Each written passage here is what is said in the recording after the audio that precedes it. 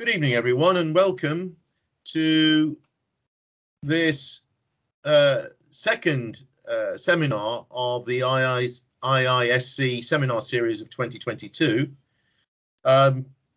It's of really great pleasure once again to welcome you all this evening in UK time. Some of you I know are in other parts of the world at different time zones, but it's 5 p.m. here in the UK, and today we have a real treat in store because we have Professor John Kirk, who was until he recently retired Professor of Latin American Studies, specializing in Cuba at Dalhousie University in Nova Scotia, Canada.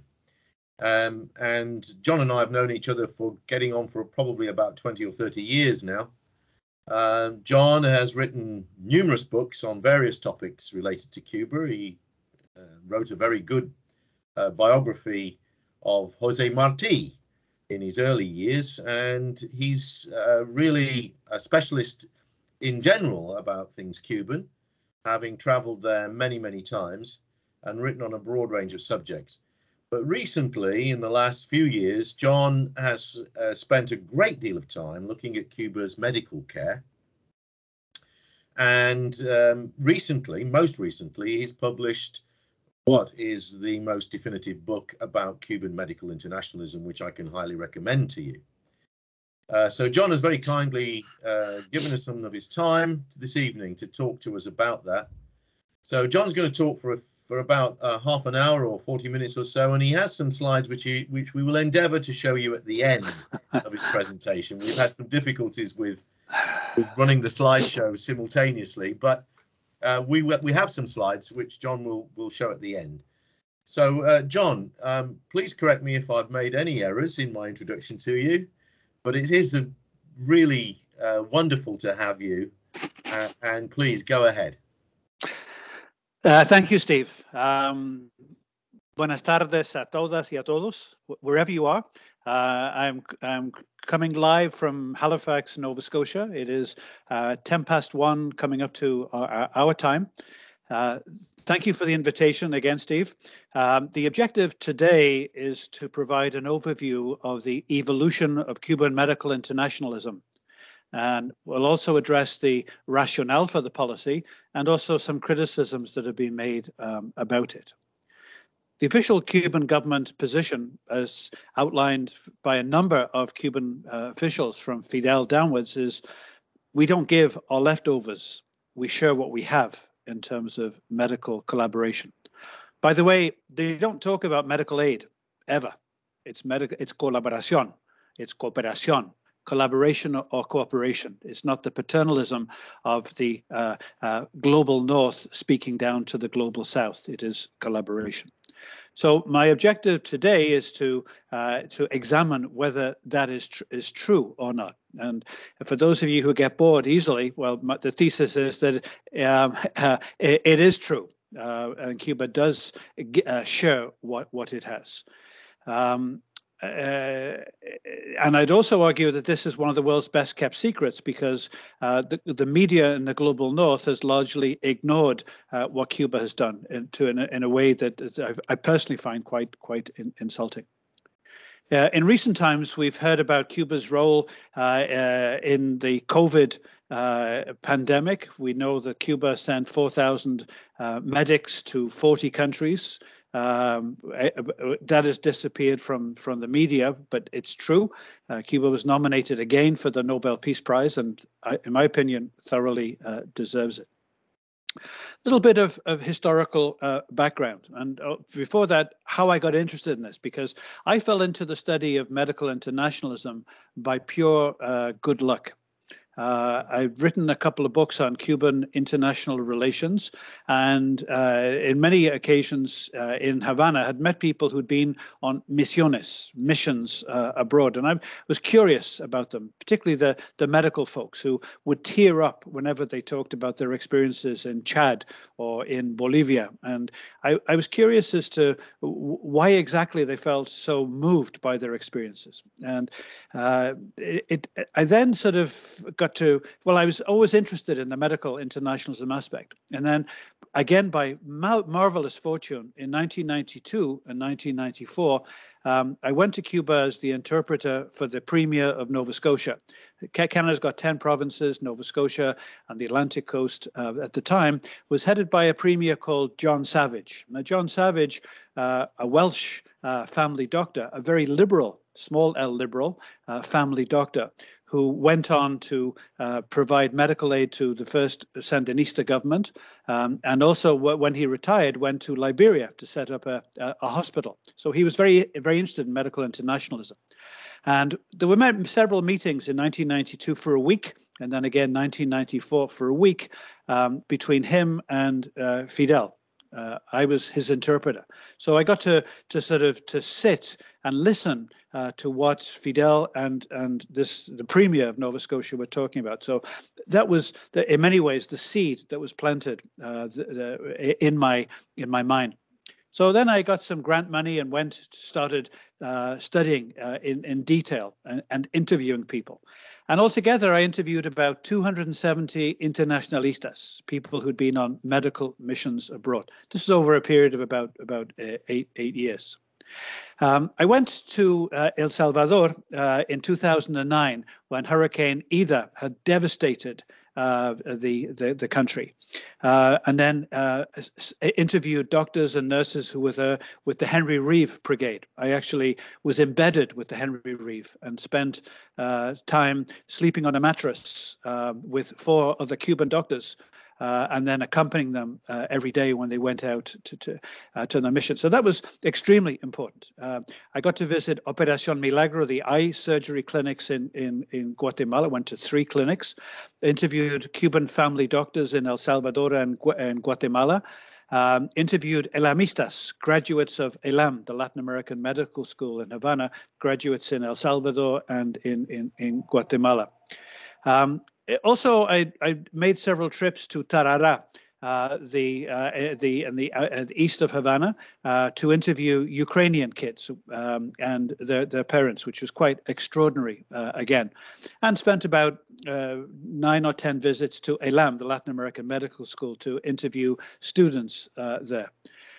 Spent time in Camagüey interviewing a number of doctors who'd been on missions, but mainly in Havana. That's where so this is the background of how I got interested in this.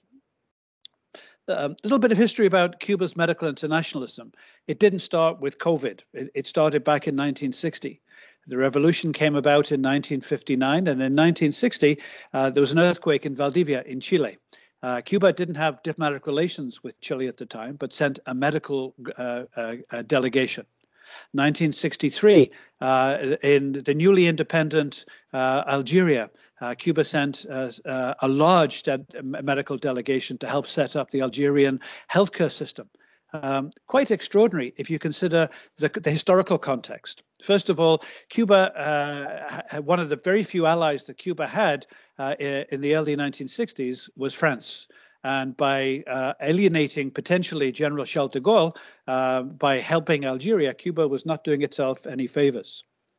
More impressive is the background of what was happening in Cuba. In 1960, Cuba had approximately 6,000 physicians and 1 school of medicine. In 1961-62, Cuba had gone from 6,000 physicians down to 3,000 physicians. Half the doctors in Cuba voted with their feet and went mainly to Miami. The last time I looked, there were about 98,000 physicians in Cuba, and they've gone from 1 medical school, which is at the University of Havana, down. There are now 13 Universidades de Ciencias Médicas and 25 faculties of medicine in Cuba. So, at a time when Cuba was seeing its medical professionals decimated, Cuba sent medical missions to Chile and also to Algeria. So, it started then. And I think that's important to understand the historical basis. What I'd now like to do is to try to highlight some of the different modes of medical collaboration. The title of this talk is one of the world's best kept secrets, and want to share with you some of these best kept secrets. And so I want to show you why the term world's best kept secrets might be appropriate. Now, the background for this are the Programas Integrales de Salud, PIS, P-I-S, which Cuba started back in the early 1960s by providing medical assistance to the global south. You may remember the outbreak of Ebola, 2013-2014 in West Africa. Now, at the time, in Africa itself, Cuba had 32 medical brigades already in place, over 4,000 medical professionals working mainly for free. We're not charging the countries anything. These were impoverished global south countries. At this time of COVID, when COVID broke out, Cuba already had 28,700 colaboradores, medical personnel, in 59 countries, mainly in the global south. Of course, there were, you may have seen, various U.S. administrations have talked about the 20,000 Cuban military who were in Venezuela. Well, actually, there are 20,000 medical personnel, not military. So again, the point I'm trying to make is that when COVID came about and many people for the first time became aware of Cuba's medical role, there were already, nearly 29,000 Cuban medical personnel in the global south already.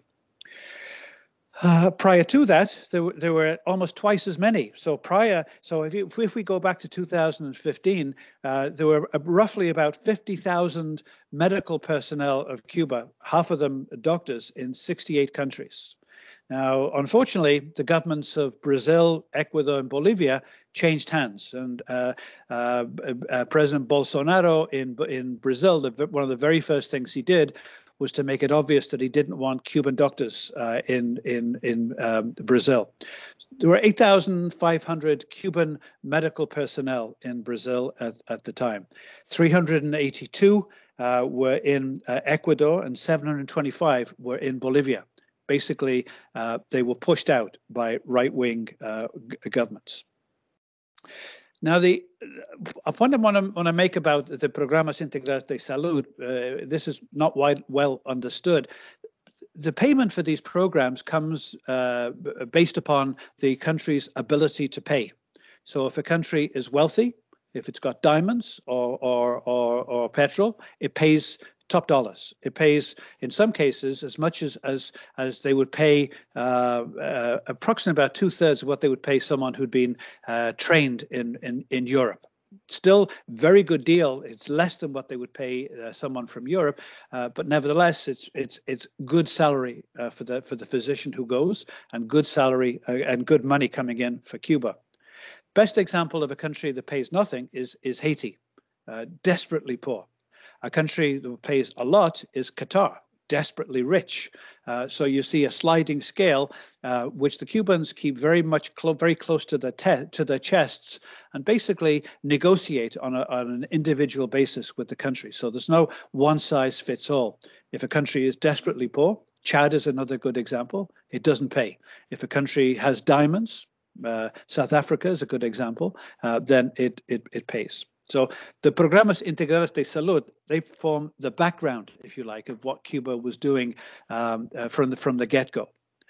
Another thing which is very appropriate given what's happening in the Ukraine at the moment is the example of the Chernobyl kids. And again, I spent many visits to Tarara to visit some of the kids, again, and their families with an interpreter.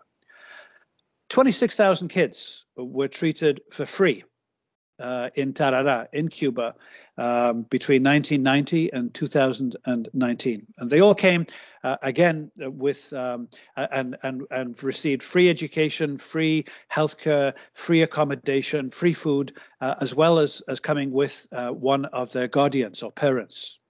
Again, this was all free. The Ukrainians provided the transportation. Cuba then picked up the rest.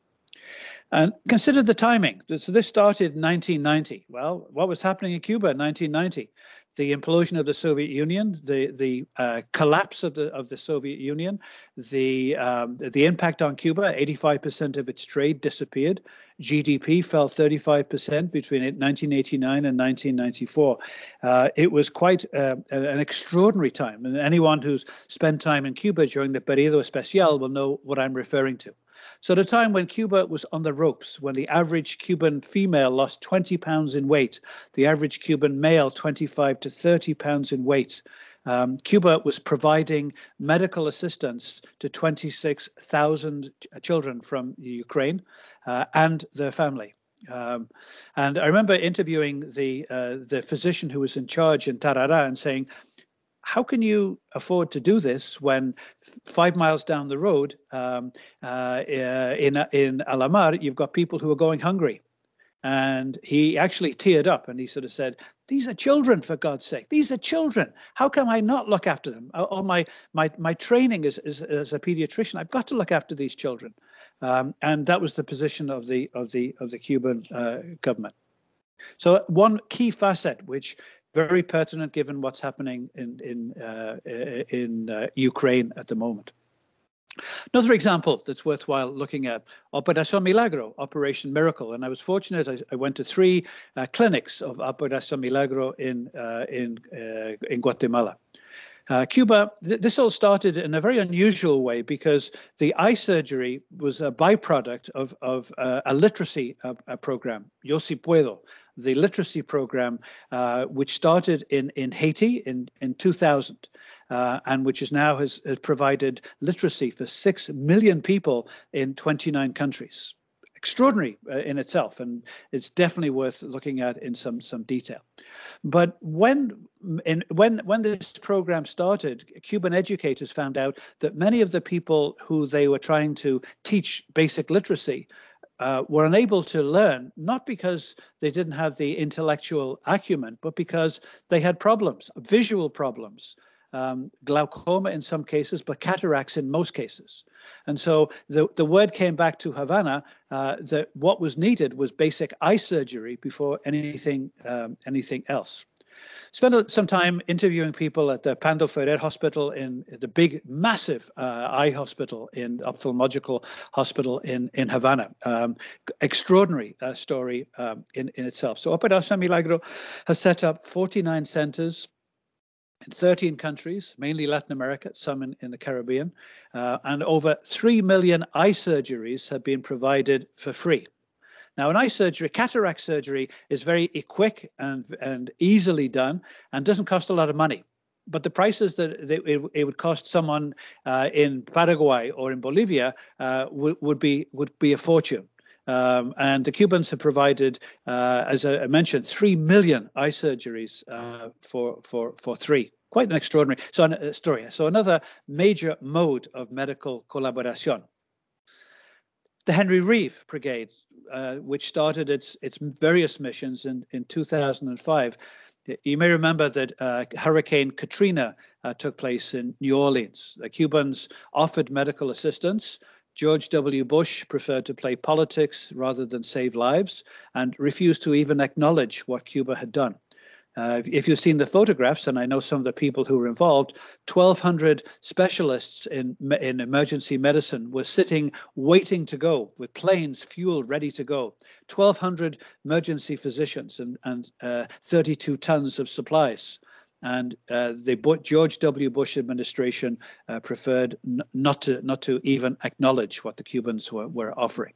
Absolutely criminal in many ways.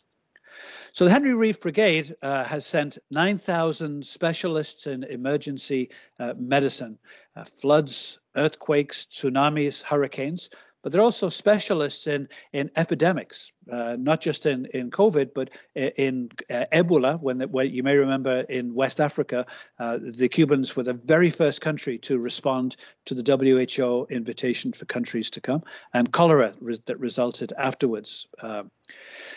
The first mission, and the largest, was in 2005 in Pakistan. 2,000 Cubans went, stayed 6 months, set up 32 field hospitals, which they later donated to the population of Pakistan, and perhaps most importantly, provided 1,000 becas, 1,000 scholarships to train Pakistani students to become physicians. So Cuba provided training, and in the end, 1,000 Pakistani medical students graduated as doctors. Quite extraordinary. In terms of Ebola, as I mentioned earlier, 2013, 2014, it broke out and stayed to 2016. 256 Cuban doctors and nurses. They were the very first people to respond to the WHO. So the Henry Reeve Brigade, which we've seen most recently in terms of dealing with COVID, has actually got a long and fabled history, starting in 2005, named after Henry Reeve, an American who fought in the First War of Independence for Cuba against Spain. A guy from Brooklyn, a young guy, who in the end was killed fighting for Cuban independence. A very fitting name, an American name. So until COVID, Cuba had served in 46 nations. Then, of course, there were dozens more where Cuba provided medical assistance. So 9,000 internationalistas have participated in missions, and approximately 4 million patients have been treated by the Cubans, which is, this is in pre-COVID times. So another extraordinary example of Cuban medical collaboration, which the story needs to be told. A further example is ELAM, the Escuela Latinoamericana de Medicina, which was formed after Hurricane Mitch devastated Central America. It has graduated 29. Last figures I saw were 29,700 physicians mainly from the global South. This includes, in addition, 182 from the United States. These are people, and the students who go to ELAM, and I must have been there 9 or 10 times interviewing people, don't pay tuition in most cases. So students from the global South they have to assume one commitment. They won't be charged, but they have to go back to serve to work in underserved communities, to pay back the debt to humanity. They don't pay tuition, 6-year program, and another example of what Cuba has done to assist the global South. Cuba has also set up medical schools, 11 medical schools in the global South. Again, an extraordinary example. 6 of these are in Africa. I spent some time with folks who'd set up their medical school in Gambia to see how that had gone. And again, an extraordinary story of having nothing and providing well-needed medical training to train Gambian doctors. Another excellent place to look at is Timor-Leste, the former East Timor. When Timor-Leste became independent, there were 20 physicians in the country. Cuba provided 300 physicians to get things going. And then what they decided to do is a bit like what they did in Pakistan. They said, look, we can provide medical assistance, but far more significant would be if you could have your own physicians trained in Cuba. So Cuba provided training for 1,000 Timorese. So 1,000 doctors, and the last doctor who were trained in ELAM graduated 2 years ago. So Cuba now has a satellite faculty of medicine in Dili, in the capital of Timor-Leste, where it is training students from South Pacific islands. So again, it's quite extraordinary to see what Cuba has done in terms of medical training. Again, it has set up medical schools, 6 in Africa, 11 in all. Most recently, COVID.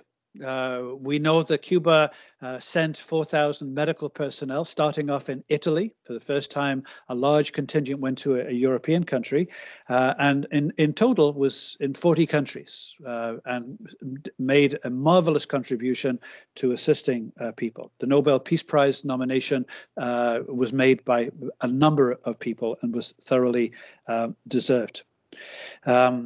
Talking of COVID, by the way, the most recent figures that I saw, there were 10,500 tests yesterday, and there were 570 cases in Cuba. Cuba leads the way in vaccines, in vaccinating the population in the world, which is again an extraordinary story.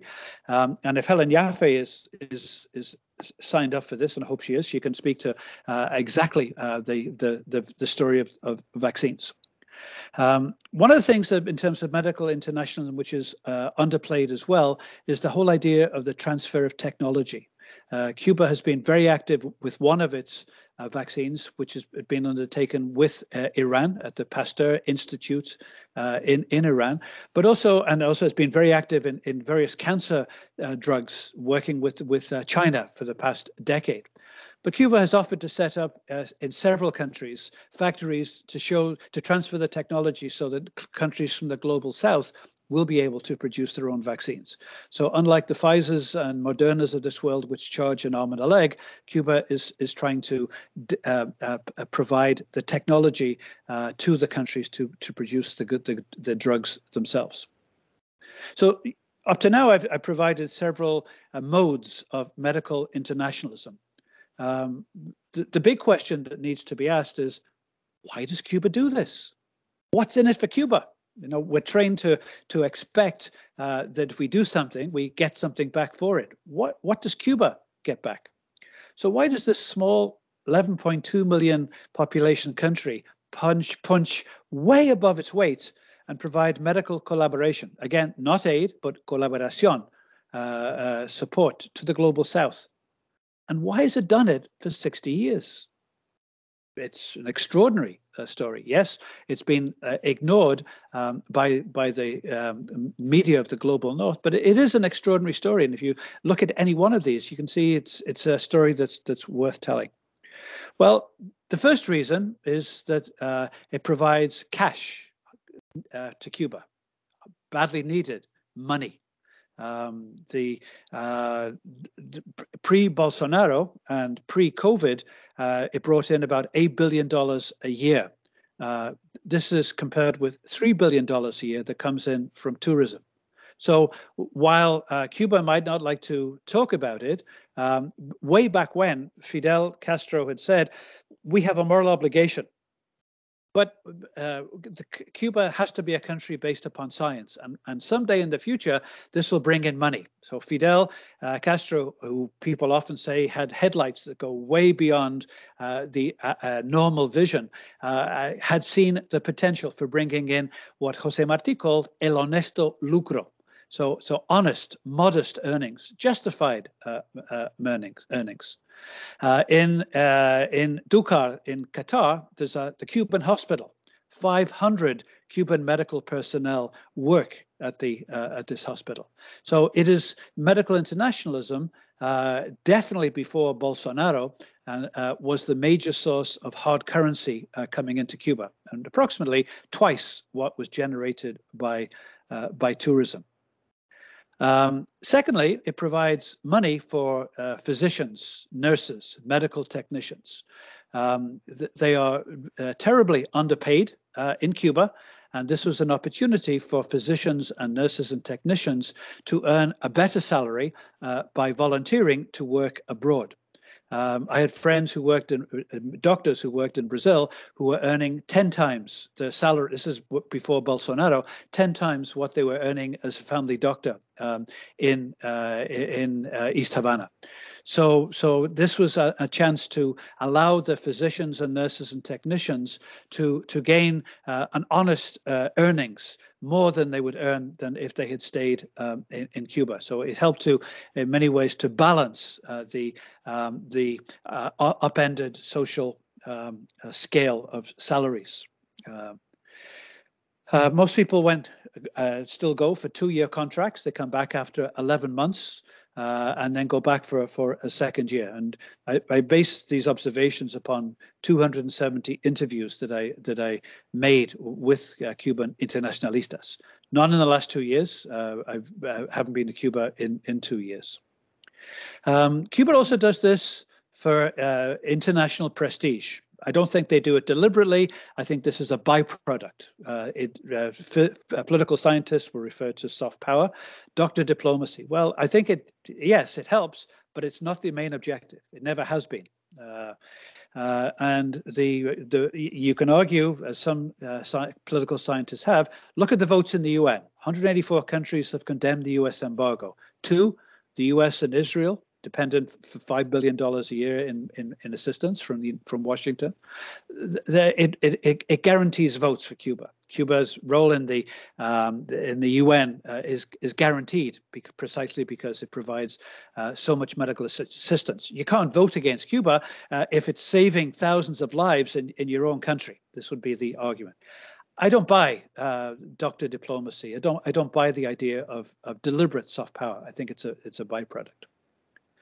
It might surprise you, but I figure that the main reason why Cuba does this is because of the role of Fidel Castro. And I was privileged to spend 2 weeks, a week in January 1992 and a week in February 1994, as the Premier of Nova Scotia and Fidel talked about business, talked about trade, talked about developing closer bilateral ties.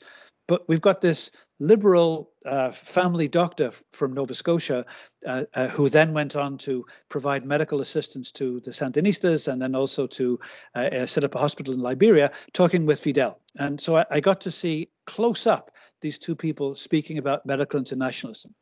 Fidel, and then I spent time talking with Chomi, Fidel's closest advisor on medical assistance, medical matters in general. And I am convinced that Fidel, who was, I think, a very frustrated doctor, obsessed with public health, precisely because he saw it as the most fundamental human right. And so Fidel Castro, I think, was perhaps the most important reason why Cuban medical internationalism started and developed. I would argue that Cuban medical internationalism is in the Cuban DNA. Everybody in Cuba has some pariente, some relative who's been on a mission. Cubans are very proud, understandably, of what they have done. If you look at the Cuban Constitution, the 1976 one and the new one, and you look at the preamble, you will see that Cuba talks about the obligation it has to share its resources, especially with Latin America and the Caribbean. So it's quite extraordinary to see in the preamble to the nation's constitution spelled out clearly this obligation. The doctors and the nurses and the technicians, why do they go? We've talked about why Cuba does this. Well, based upon the interviews I did, the first reason, money. If you get 10 times your salary, why not? You're going to go for 11 months, come back for a month of vacation, then go back for another year. You get paid a lot more money than if you stayed working. And also there are fringe benefits. When you come back, you can buy a variety of things that you couldn't get otherwise. Another reason that I found from the 270 interviews was peer pressure. This is a rite of passage. The way people used to backpack in Europe in the 1960s, this is what Cuban doctors and nurses do because everybody's done it. You know, at one point you've got 25% of Cuban physicians who are working in the global South. So it's something that you do because everybody else does it. One of the reasons that people often refer to was medical education. As several people said, I'd seen kids I've seen photographs and textbooks of kids with malnutrition, but the swollen bellies. I'd never seen that in Cuba. I've seen photographs of pre-revolutionary Cuba, but if you've been to Liberia, if you've been to Chad, if you've been to Paraguay or to Guatemala, rural Guatemala, I've seen these things. So it was medical education. It was quite important. I saw diseases I'd only ever seen in a textbook. And finally, I think the altruism. I think Cubans have been socialized. If you want to be negative, brainwashed, they've been socialized in a revolutionary socialist ethos for their lives. I think people don't necessarily have to be number one. Being part of the team is important, and I think psychologists would be able to, and sociologists would be able to refer far better than me to this. But there are criticisms. Human trafficking.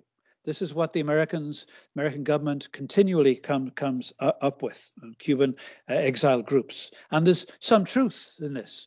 When Cuba retains approximately 75% of the money which is paid by host governments to Cuba, people are requested to go on missions in many cases, and family members are not allowed to accompany them. These are things which I think are criticisms that are warranted. Cuban doctors who desert, who leave their missions, can't return to Cuba for 8 years, and that's true. I don't agree with that. I think that's cruel and not fitting. There are defections. In Brazil, about almost 10% of the 8,400 who were there chose to stay. Many stayed for better salaries.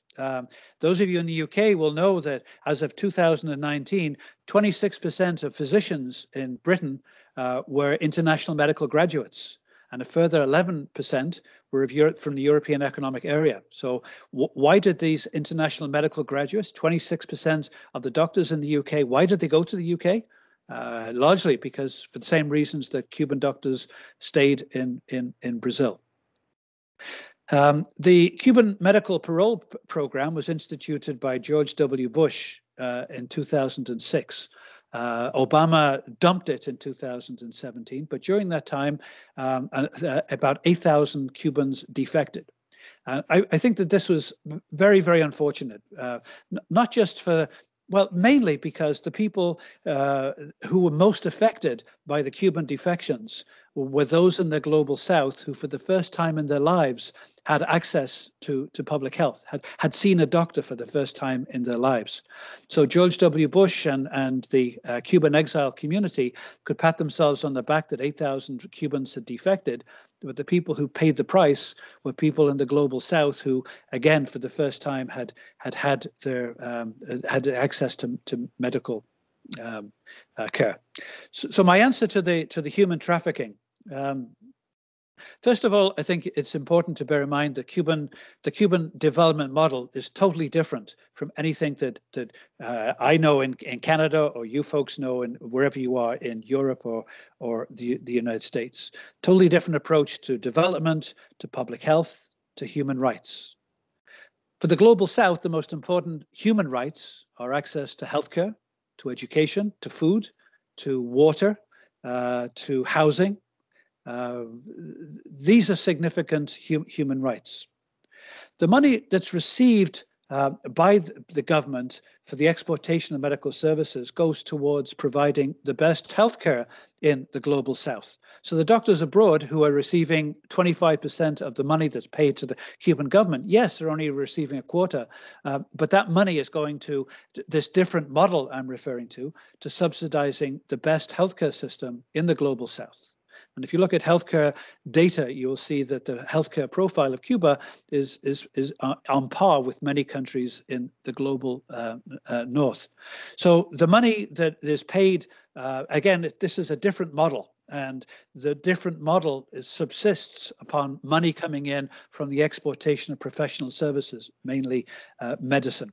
And I completely understand, and I think it can be justified. So the doctors working abroad are subsidizing the healthcare system for the rest of the population, and of course, they're paying back the medical tuition which they got for free. Some of the people I interviewed were requested to go on medical missions, but many turned down pressure to go because they had a sick parent or because they had young kids and wanted to be there. Of the 270 people I interviewed, nobody was obliged to go. All went because, in most cases, because they wanted the extra cash and because they wanted the experience of traveling. None of the subjects, the 270 I interviewed, had been forced to go on a mission. And having seen the way that doctors and physicians, nurses and technicians live, again, there were 5 of us on mattresses on the floor. So spending sleeping arrangements with 4 sweating, snoring Cuban male doctors, I got a sense of how they live. These are monastic conditions. They didn't drink alcohol. Their main entertainment was playing dominoes. They did have good internet communication with their families, but the conditions were very, very, very primitive. The Cubans are trained in difficult socioeconomic circumstances back home. They're accustomed to working and surviving in difficult circumstances back home, and they adapt well, therefore, to the difficult conditions in which they're living. They're not living in the leafy glades of Boston or Buckingham. They are living in tough areas. And I saw this for myself as I was embedded with them. They worked long hours. They started early in the morning, didn't come back till late at night. Communal living, no alcohol, limited free time. They're very difficult circumstances, and you don't want to have your spouse living with you in the time. Two other criticisms I'd like to address briefly. My doctor is in Venezuela. Cubans will often say, and that's true. 25% of Cuban physicians are probably at any given time working abroad. But if I checked with the World Bank data, it's a bit outdated because it's from 2019. Cuba has got 8.4 physicians per 1,000 patients. The UK has got 5.8. So in other words, and Cuba has produced far more physicians than the UK trained since then. So Cuba has got almost twice the number of physicians per 1,000 patients the UK has. So even if you got a quarter of them away, you've still got a better ratio of physician to patient than you would find in the UK. Definitely the case in Canada. But yeah, Cubans are spoiled. Cubans don't realize how lucky they are to have as many family doctors around, or to be able to have subsidized medicines. Cubans produce just over 60% of their own drugs. The low salaries, and this is a major problem. While many medical personnel go abroad to earn hard currency, many more, and I've been unable to get hard data on this. They leave their medical training to get jobs as cuenta propistas, self-employed, to work in the tourism industry. So many people will forego their medical training to stay in Cuba and to work in other jobs. It would be fascinating to find out how many, but there are many, and it's a problem. So as I start to tie these loose ends together, I think it's important to bear in mind the context of Cuba. Cuba is a socialist revolutionary society of the global South. It's not a Western liberal democratic model as we know it in the global North. So it comes at it with a different set of values, different history, different approach to solving problems, and different emphases on human rights. Has a very different social model in healthcare. The preventive emphasis on medicine is so different from the curative approach that we have in the global North. Here in Canada, we have 1/3 the number of physicians per capita that Cuba has. It's an exceptional approach to medical internationalism. Cuba has more medical personnel working in the global South than all of the G7 countries combined. Just think about that. Of all the Western industrialized, developed, in quotation marks, countries, Cuba has more medical personnel in the global South than all of them put together. An extraordinary story. I think there's something which I'd love someone out there to start to develop, because I think it's a fascinating topic. What can we learn from the COVID pandemic in terms of the need for a rapid task force to be sent on international missions? A task force perhaps organized by the WHO, an arm of the WHO, that at a moment's notice can send thousands of medical personnel to deal with a pandemic or a natural emergency anywhere in the world. Cuba has a standing army of 25,000 people trained to do that, who can meet those needs. I think it's an important lesson for the post-pandemic world if we step to one side and look at international development to not appreciate the fact that Cuba can provide this. It's an extraordinary model of potential. So let me remind you of the highlights. 26,000 kids from Chernobyl after the Chernobyl implosion of the nuclear reactor, treated in Cuba at no charge over 30 years, at a time when Cuba was on the ropes. Operación Milagro, you've got over 3 million eye surgeries provided for free in the global south. Henry Reeve, COVID is the latest thing of what it's been doing for decades.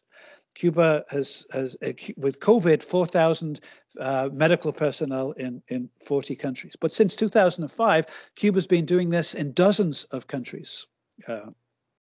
ELAM, 30,000 doctors, almost all trained at no charge for the global south. We charge, I don't know about in the UK, but in Canada, we charge differential fees for students from foreign countries to study to become doctors. It costs a fortune. Yet here we have Cuba providing training for 30,000. Any one of these would be exceptional. Any one. When seen together, it is truly extraordinary. It shows what can be done with political will. As I mentioned at the beginning, I came across this by total good luck.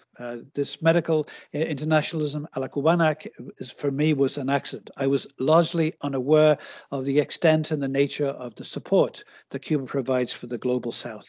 It's an exceptional story, largely ignored by media in the global north, and that's a pity.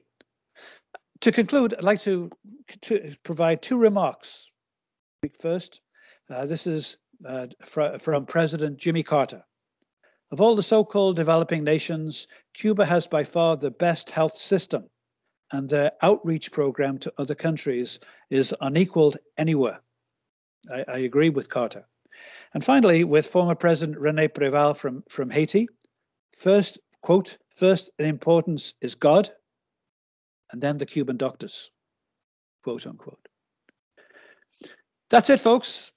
I'm now at your beck and call, and I don't know, Steve, if you can use your creative genius to throw together the slides. Or whether we'll go to questions. Can't hear you. You're muted. Sorry, beg your pardon. I'll try and show the slides. Thank you, John. That was excellent and really informative. I learned a lot. Let me see if I can share my screen. Oh, yeah. Can you see the slides? Yes. Okay. So there they are. Yes? Yes. Can other folks see them? Yes, we can. Good. Okay. Right. So there are 17 slides. I want to go through very quickly because I've spoken too much. Can you go back to the first one? Go back, Steve. Yep. Top right and bottom left. I took these. The top right was in an eye clinic in Guatemala. Bottom left was with the Henry Reeve in El Salvador. There's just some examples of the kind of things that the Cubans do. A field hospital, top left in Haiti. Bottom right, students at ELAM, the medical school. Okay. This is a quotation from Margaret Chan, the former Director General of the World Health Organizations, about ELAM, which I think is really worth noting. One of the things I neglected to mention, Cuba's also trained 25,000 doctors in Venezuela. I mentioned Timor-Leste, 1,000 doctors. Okay, Steve? This is Ban Ki-moon. And I think this is very true. Yes, they said this in January 2014, but as we've seen with COVID, the Cubans were the first to arrive when assistance was requested.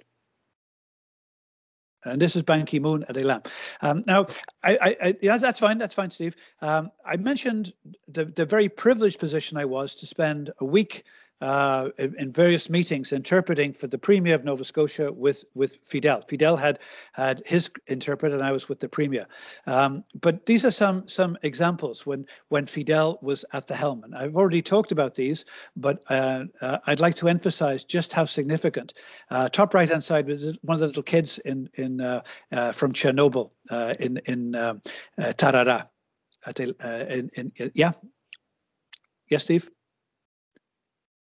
Some more examples. Top left-hand side, this is the Pando Ferrer, the eye hospital, extraordinary eye clinic in Cuba. Bottom left-hand side, Haiti. Bottom right-hand side, medical students at ELAM. Top right-hand side, Haiti again after the earthquake. Yeah. This is badly dated, but just to give you an example of the significance of the exportation of medical services. Yes, it's 10 years out of date. You get the picture. And in pre-COVID times, it would be somewhat similar with greater figures. So 2015, you can see $8.2 billion compared to half of that for tourism. So crucially important. Yeah. You're doing great, Steve. So the continuity and change, the solidarity tradition. I would say that since Raul Castro has been president, we've seen a difference in emphasis. There is less solidarity. Yes, and the solidarity in many cases has been better paid. Operación Milagro continues. ELAM is free, but for most, but not all. The government in Ukraine said that they would pony up some money to pay for treatment of more Chernobyl children, and then didn't. So in the end, the Cubans reluctantly closed down the program. Henry Reeve is more selective. It doesn't go wherever it's asked to go. And we see solidarity versus now we have apoyo solidario con apoyo financiero.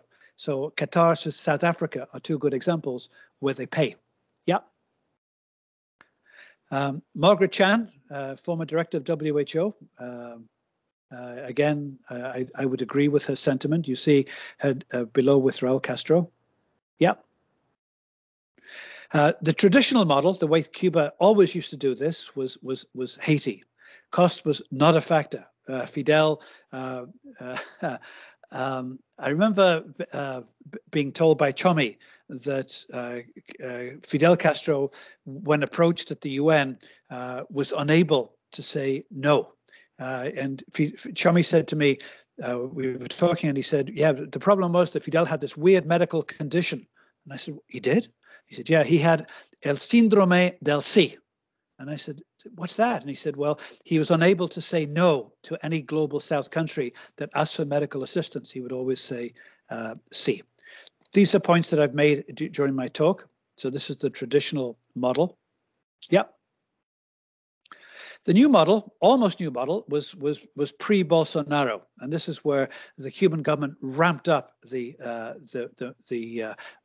number of people. 62% of the physicians who went were women. All had more than 10 years experience. It was interesting that the upper class in Brazil referred to them as empleadas domésticas.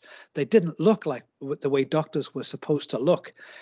They were, in actual fact, they were slaves. They weren't real doctors. So I anticipate that about 10% defected, stayed for better care. And again, 30 million Brazilians lost medical care, most for the first time in their lives in the impoverished North and indigenous communities. Okay.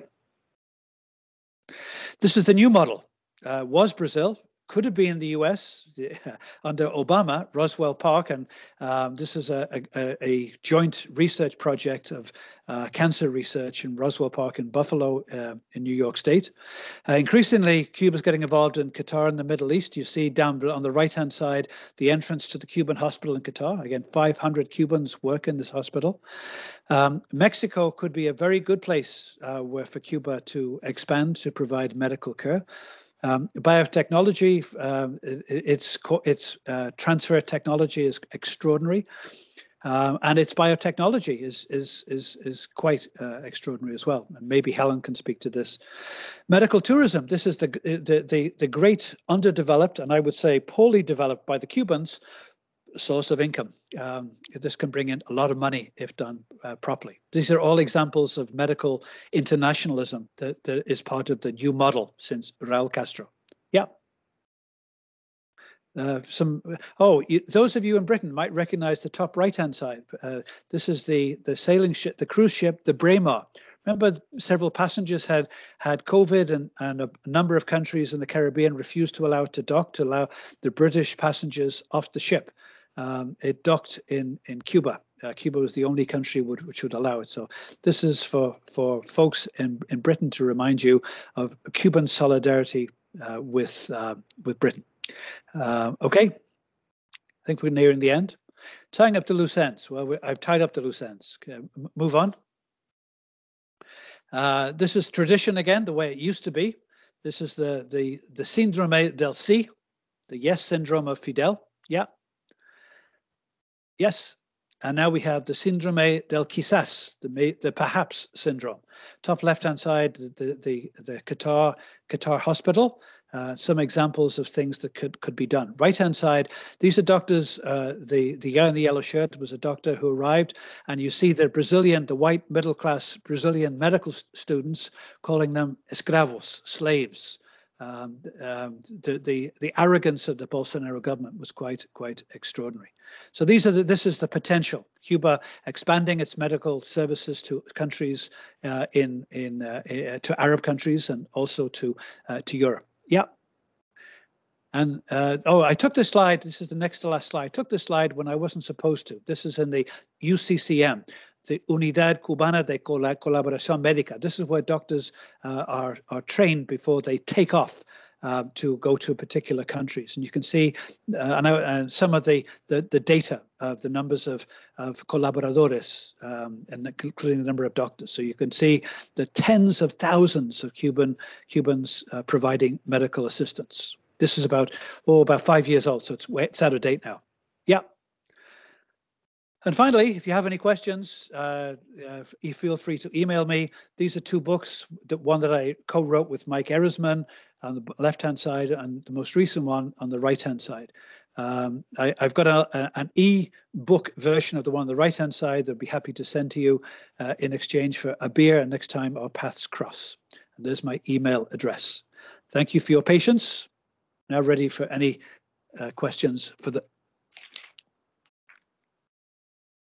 Okay, so if you can use I'll put my light on to adjust the light a little bit. If you use your raise hand function, if you have any questions or interventions you'd like to make, please do so now.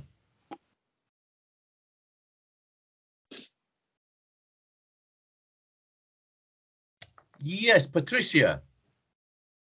Thank you, Stephen, and thank you, John, for all the information provided today.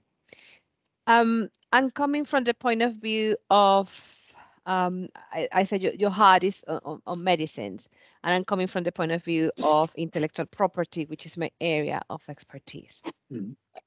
And I think that you talk about the two sides of the coin, okay, what is happening in Cuba. And for me, as a Venezuelan, okay, mm-hmm.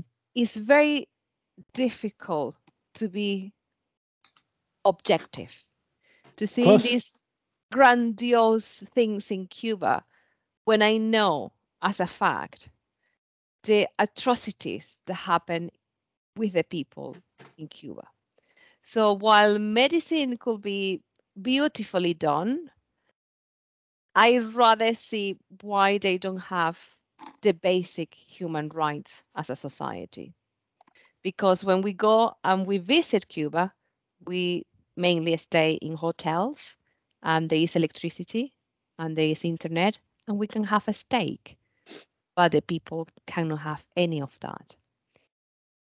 Living in Venezuela, okay, having been with a Cuban doctor, I could see also the standards.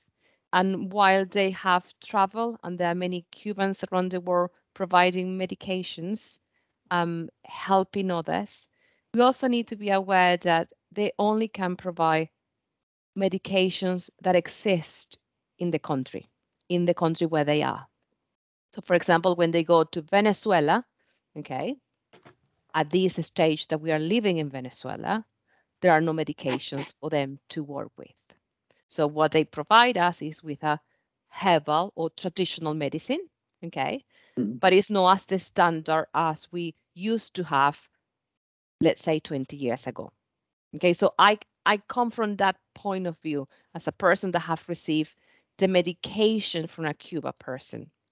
I also see students that have graduated from these universities provided by the Bolivarian Republic, okay, and degrees that are taken in 2.5 years studying medicine. And we know that that is not as the standards that is required in other countries. Do you have a question, Patricia? Yes, I do have a question, and it's regarding the balance. And it's a question that you put forward, that we don't see the positive things of Cuba. And I think that the question to you will be how we can balance that. For me, as a person that is not objective on this, because I know the other side of the story, how can we balance? How can we make sure that we have a better system, that we can copy the good practices rather than the focus of the bad practices? That's my question. How can we, as a society, help the Cuban medicines? Thank you. Do you want to collect a number of questions, Steve, or do you want me to just refer? Well, there's just one other person waiting. That's Gary. Okay, let me answer this then, if that's okay. Yeah, answer this one, and then I'll come to Gary. Yeah. Okay. Okay. Patricia, I don't know enough about the Venezuelan situation to reply, but in terms of Cuba, I've been traveling to Cuba since 1976 and have a fairly good understanding of the model. I think that how can we balance? How can we provide a balanced perspective? I think that we have to look at domestic politics and international politics. We have to look at the Cuban pre-revolutionary history and the various stages of revolutionary history. We have to look at what Cuba's done well and what Cuba's done poorly. I think that my thesis is that in terms of what Cuba has done specifically in terms of medical assistance, cooperación, we've done a disastrous job. Nobody has given Cuba the recognition it deserves. I have many Cuban friends. I stay in a casa particular. When I go to Cuba, I don't stay in a hotel and eat steaks. I see the way Cubans live. I think Cuba has got serious problems. I think that the extent of bureaucracy in Cuba is mind-numbing. I think that the ability to allow people to work for themselves and to pay taxes on their income I think that the system is excessively bureaucratic. I think that the media badly needs to be livened up, and I'm much in favor of, very much in favor of a liberalization of the economy. In terms of the basic human rights, I think that it comes down to the point I was trying to make, that Cuba's got a different system. It is a socialist revolutionary system. People that don't like it leave, and 10% of the population have left. I think that Cuba's going through a very difficult situation, and I think that one of the things we have to take into account, in addition to bureaucracy, to the inept bureaucracy in Cuba, is the emphasis of the embargo, the bloqueo, as the Cubans call it, which has had a major impact on every aspect of development. So in terms of human rights, I think that Cuba has a poor record in civil and political human rights, an extremely good record in social, economic, and cultural human rights. So it's a mixed bag, and we have to be balanced. But I think that as a country from the global south, it ticks most of the boxes. And in terms of medical internationalism, the area that I've specialized in, I think it does an extremely good job for the Global South. Thank you, John. Gary, you've got your hand up. Gary? Yeah, John, good evening. Hi, Gary. Hello there. Do you have any sense, 8.2 billion was your most recent figure, 2018. And just, obviously there was a setback in Brazil, but then, obviously most of the Cuban internationalism, especially things like Qatar, has continued. Do you have any sense of where that number is actually at, say, for 2021? I mean, we know tourism dropped from probably 5 billion to 1 billion. We know remittances probably dropped from 4 billion to 2 billion, absolute cratering of the economy. Is this the thing that has basically kept them alive? Do you have any sense of what the numbers are? Short answer, no. I've tried desperately to wheedle information from folks who do know, and have been unable to do so. I think it's my best guess, looking at where the Cubans are, looking at the ability of the countries to pay, maybe 3 billion, maybe. But that is just me looking at tea leaves. Most of the countries are in the global south that don't pay a lot of money. There are a number of Cuban physicians in Portugal, but they're small. They don't pay that much money. COVID provided, and I again don't have the figures, but it provided some money, but maybe 3 billion tops, maybe not that much. And that's based purely and simply upon sitting down and trying to figure out, having seen what's lost. Brazil was a major loss. It's interesting that perhaps, as we'll see with the elections in Colombia, I think it's in May this year, maybe the pink tide might start to come back into power in other countries, which may, and of course, if Lula wins in Brazil, we may see this ship coming back to port. I hope so, but I don't have any data at all, Gary. I'm sorry. Just one quick follow-up. The 8.2 billion also included the biotech industry. I know when you used to give the figures, it included that. Do you have any sense of maybe even in those numbers in 2018, what percent of the 8.2 was the sale of drugs and development of drugs that were going internationally? I don't think. I think that was the exportation of professional services. That included engineering, included education, as well as medical.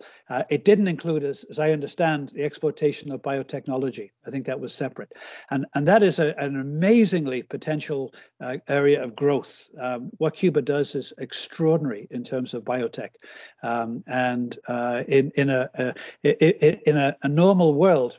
This could be the main source of hard currency. It is growing and will continue to grow. But to answer your question, that was not my understanding. That was not part of the exportation of medical services. When I was with the Henry Reeve Brigade, what was interesting that the drugs that we used were not Cuban drugs. They were ones that the government of El Salvador provided, so that there were no Cuban medicines being used. Okay, Al, you've got your hand up. Let me take my mic. Yeah, let me take my mic off, and then there we go. Okay. Hi, Al. Hey, how you doing? I don't want to go too much more on economics, so I was really waiting to see if anyone else. I mean, the medical stuff they're doing just far transcends the economic aspect of it, and so I don't want to drag the discussion too much in that direction because it's amazing for other reasons. So I'll just say something real quickly. I just want to underline, what John said. I mean, we tell a country like Cuba and other countries of the third world, go develop a product, and particularly a high value added product, and then sell it on the market. And Cuba began a process of doing that in the early 1980s, and they have this phenomenal product on the international market that the trade-off between price and quality is the best in the world. And so they could really clean up a lot of money. In fact, as John said, they were. These services earned about 1/2 of the foreign currency earnings of Cuba before COVID hit. And so, when tourism dropped because of COVID, there would have been a tremendous opportunity to actually expand this product. It was the best product. They had it available. They could provide it, and they could provide it at a price that many countries did. And it is the intensification of the blockade, the Trump intensification, not just the blockade itself, which was already barbaric, but that makes that impossible. And it's just, again, this phenomenal double standard. Well, we don't like you, and we're going to tell you we don't like you because you don't do what we tell you to do. And actually, even if you do what we tell you to do, we're still not going to like you, and it's still not going to work, And so it's just a really interesting example. The way Cuba got out of the '93 mess, and the only way a small country can get out of the mess, is to increase its trade, is selling something, because small countries can't have entire value chains. In order to be able to produce, they have to be able to buy inputs and sell outputs along the chain. Otherwise, they end up with productive capacity idle, 85% in 1993. And, that's what's just not being allowed to Cuba. I mean, Cuba would suffer from COVID, but, of the 13% drop or 11% drop, however you want to count it, you can figure that 2/3 of that could be shaved away if they were allowed to sell what they've spent 30 years developing. That's all I want to say. And then we should stop talking about economics and get back to the humanitarian nature of what they're doing, which is really the important stuff. You want to come back on that, John? No, I enjoyed I agree completely. Any other questions out there? Gary, you still got your hand up. Do you want to come back, or is that just what we call a legacy hand? Oh, it's a legacy hand. Yeah. So, John, I was interested very much in what you were saying about the ethos. You did mention that a couple of times that Cuba has a completely different approach, and it's a socialist country. Do you think, you could kind of expand a little bit on the difference between the Cuban approach to medicine and what we would call the standard Western approach?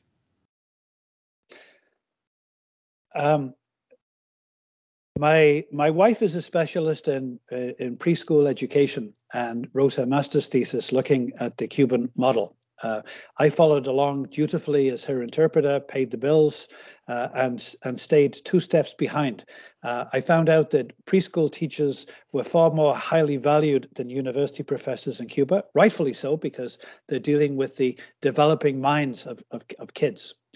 What was interesting was at the time we spent at childcare centres to see the way kids worked together in teams, worked together collectively.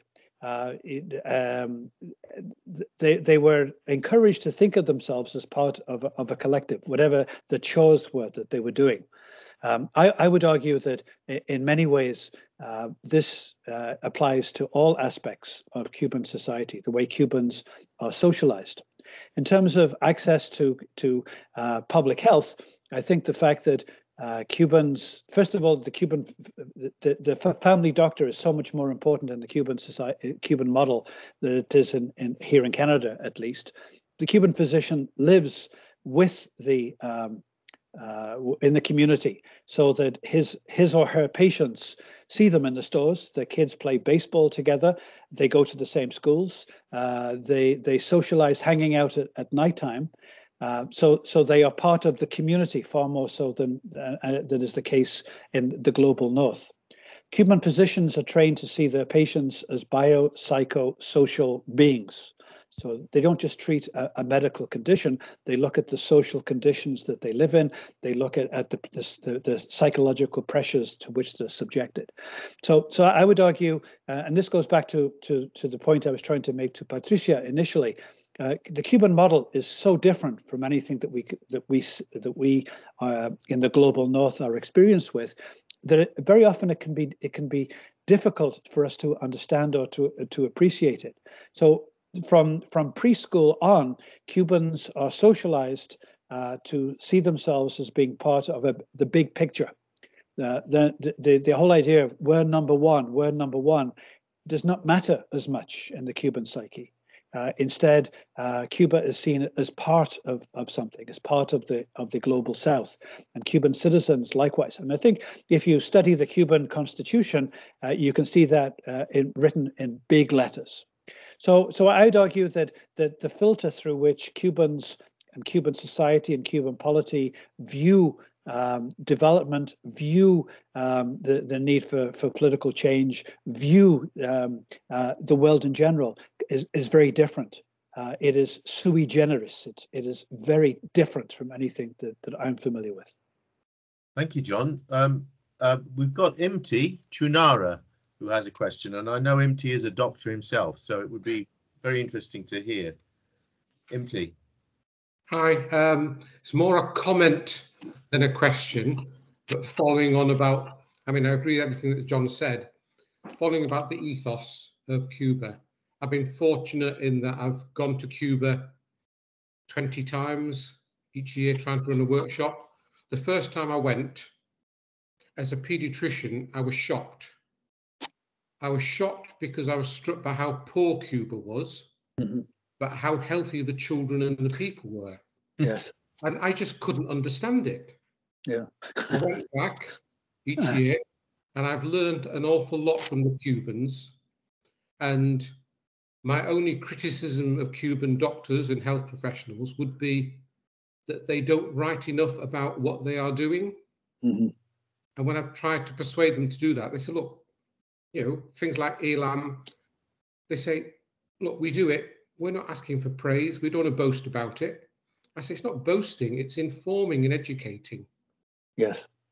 A couple of comments about the ethos. The only time that I've managed to upset the Cuban doctors was the time I said to them, look, Cuba is a poor country. Do you not ever consider not sending doctors, teachers to other countries? And they were shocked at my question. I wasn't actually suggesting that they did it. I was just raising the question. And they felt it was against everything that you are taught as a doctor. Yeah. You know, to their mind, it was equivalent to walking past somebody who's injured and just ignoring them. And the ethos actually goes beyond medicine. I was fortunate once I was on a coach with Cuban pharmacists following a conference, and it wasn't full, so it would stop at certain bus stops and stations and pick up fee-paying passengers, which it did. And then it stopped 2 miles outside of the bus station and picked up this young family with a young child. And they got on the bus and they were taken free of charge to where they wanted to go to. So I asked my Cuban pharmacist, I couldn't understand the economics of a coach company that picks up some people at a bus station who pay, but then picks up people, and the equivalent of a stagecoach picking up hitchhikers for free. And when I asked the Cubans, I said, look, how does this work? And they just said, that young family needed to get home. They had a child. Do you want to just to leave them there on the side of the road? So think of it from a humanist point of view rather than a commercial point of view. And that's what struck me, that there's a feeling of solidarity, community. Cuba's not perfect. It's got problems like every society. But I think in terms of human rights, it's actually far better than many people think. So, for example, I live in Britain. We do not have an elected head of state. Cuba does. We have one house which is completely unelected. I'm not saying the Cuban electoral system is perfect, but Britain's not perfect. If you talk about human rights, how many black people are murdered by police in the United States? And yet we do not criticize the United States on human rights. So I think you have to look at it afresh and actually judge it, each country on its merits. Yeah. So yeah, there's more a comment rather than a question. Thank you, MT, as ever. Very informative and spoken with a great deal of personal experience, which is wonderful. Thank you. Thank you, MT. John, you want to say anything to that? No, I think that he explained it well. I remember many years ago, the first time I took students to Cuba, there were two bus drivers, and we were driving from Santiago to Havana, and after about 2 hours, they switch. And I remember asking a bus driver, why do you have two bus drivers? Why don't you just have one? You only need one. Yes, but we're giving employment to two people. So it's the human quality as opposed to the economist view. So I think that again, having spent time in a Cuban preschool and learning from the kids, that I found to be very, very useful. And the preschool education in many ways encapsulates the essence of society. We haven't got any more hands up, John. I'll just ask one more question, if I could myself. Do you think there was any significance in the Cuban trajectory, if you like, towards this sort of becoming a medical power? I mean, I think at one point Fidel Castro actually said, we want to become a medical power. You know, you've heard of people wanting to be military powers or economic powers, but being a medical power. This idea, do you think there's any significance in the fact that Che Guevara was a doctor himself? I think in the early years, it was extremely important in terms of setting out the ethos. We've used the term several times, but the fact that and I worked as the interpreter for his daughter, who was a pediatrician. And it was interesting, specializing in breathing, asthma, and allergies. Just interesting, given the dad's condition. I think that in the early years, the influence of Che was extremely important in the values. And if you look at, he gave a wonderful speech to medical students at the University of Havana, in which he talked about the need for the El Hombre Nuevo, and the need to always put one's own interests at the back of the line. So I think that, yes, it was one of the things we haven't talked about, and it is, for me, is a matter of concern, and I think it's a matter of concern to medical training in many other countries. I think that the training of physicians nowadays in Cuba is very good, but I think that we don't get the same level of vocations for medical students the way that we did get during the earlier years of the revolutionary process.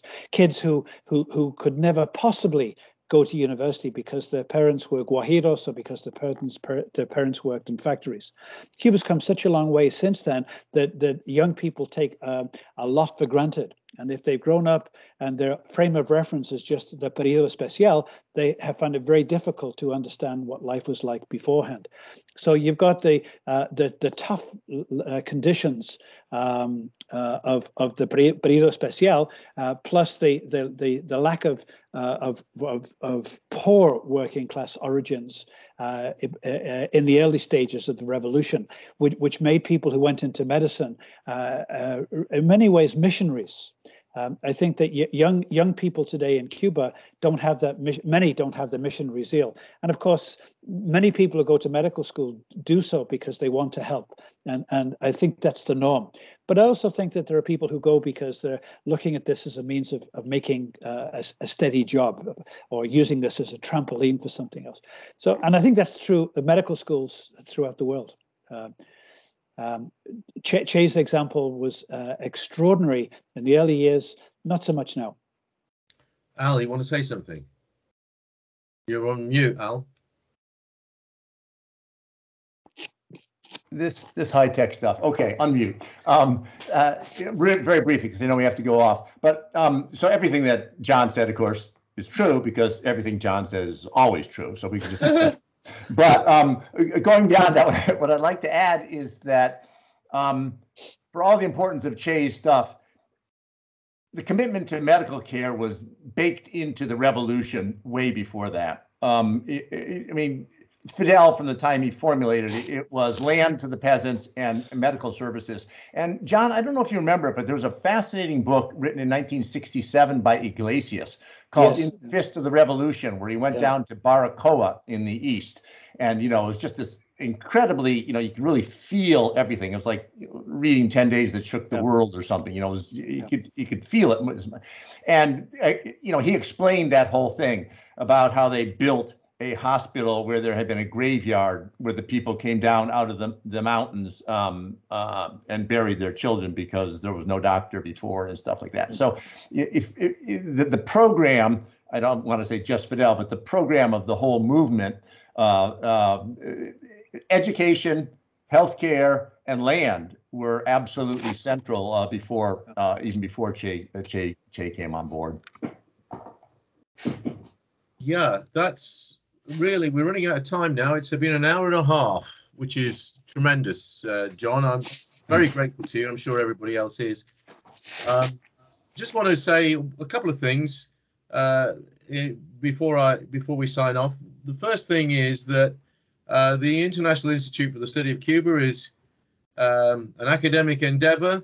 Al, who's asked a couple of questions, is co-editor with me of our journal, the International Journal of Cuban Studies, to which John has contributed actually in the past quite well.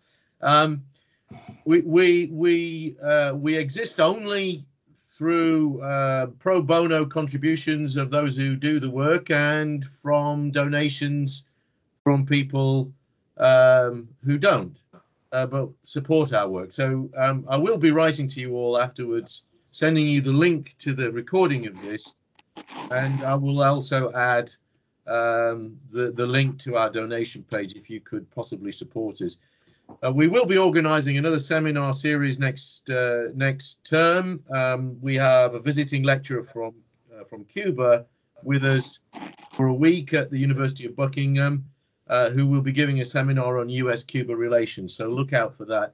And the big event that we're planning for the autumn is a conference to commemorate the 60th anniversary of the missile crisis, or the October crisis, as it's called in Cuba, which was, of course, the last time we came very close to a nuclear war, something that perhaps is on the horizon again, as those of us who have been following the news recently might have realized. What lessons are there to learn from 1962? Maybe it's time to revisit that, and we've got a list of speakers, including 2 from Cuba, who will be presenting at the conference. The conference is planned to take place in a hybrid fashion, with visiting speakers at the University of Buckingham and also streamed live at the same time. It will cost quite a lot of money, so if you know anyone with a couple of £1,000 to spare, please put them our way. And if you've got a few quid in of yourselves to spare, please make a donation to help us bring this conference to a successful fruition. Okay, well, thanks very much to everyone, and thanks again, John. Really, really appreciate your time this evening, and I'm sure everybody else did as well. So with that, I'll say good evening, and I won't say good luck because it might be bad luck. Say break the luck. Okay. Okay. Hasta la próxima. Hasta la próxima. Ciao. Hasta la próxima. Ciao.